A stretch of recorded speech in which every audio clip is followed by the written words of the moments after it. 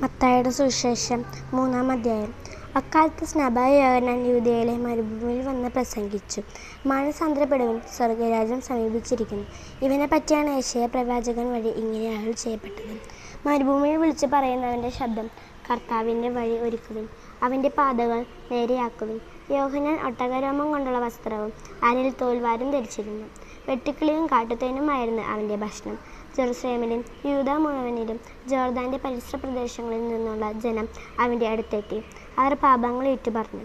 Jordan നദിയിൽ വെച്ച് അവനിൽ നിന്നും സ്നാനം സ്വീകരിച്ചു.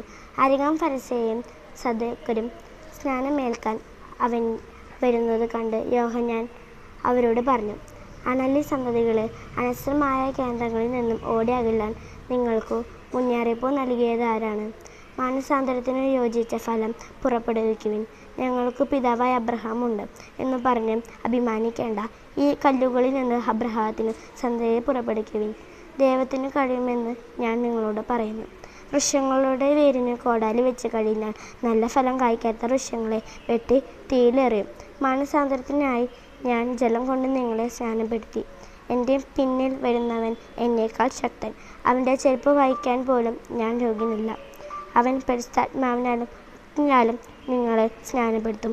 വീശുമുറം അവൻ്റെ കയ്യിലുണ്ട്. അവൻ കളം വെടുപ്പാക്കി ഗോതമ്പ് അറപ്പുരയിൽ ശേഖരിക്കും, പതിരിക്കെടാത്ത തീയിൽ കത്തിച്ചു കളയുകയും ചെയ്യും. യേശുവിൻ്റെ സ്നാനം. യേശു യോഹന്നാനിൽ നിന്നും സ്നാനം സ്വീകരിക്കാൻ ഗലീലയിൽ നിന്നും ജോർദാനിൽ അവൻ്റെ അടുത്ത് വന്നു.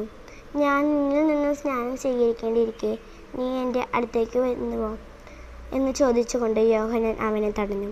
എന്നാൽ യേശു പറഞ്ഞു, ഇപ്പോൾ ഇത് സമ്മതിക്കുക, അങ്ങനെ സർവ്വതും പൂർണ്ണതയൊക്കെ നമുക്ക് ഉചിതമാണ്. അവൻ സമ്മതിച്ചു. സ്നാനം കഴിഞ്ഞ ഉടൻ യേശു വെള്ളത്തിൽ നിന്നും കയറി. അപ്പോൾ സ്വർഗം തുറക്കപ്പെട്ടു.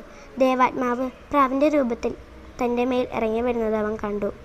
ഇവൻ എൻ്റെ പ്രിയപുത്രൻ, ഇവനിൽ ഞാൻ പ്രസാദിച്ചിരിക്കുന്നു എന്നൊരു സ്വരം സ്വർഗത്തിൽ നിന്നും കേട്ടു.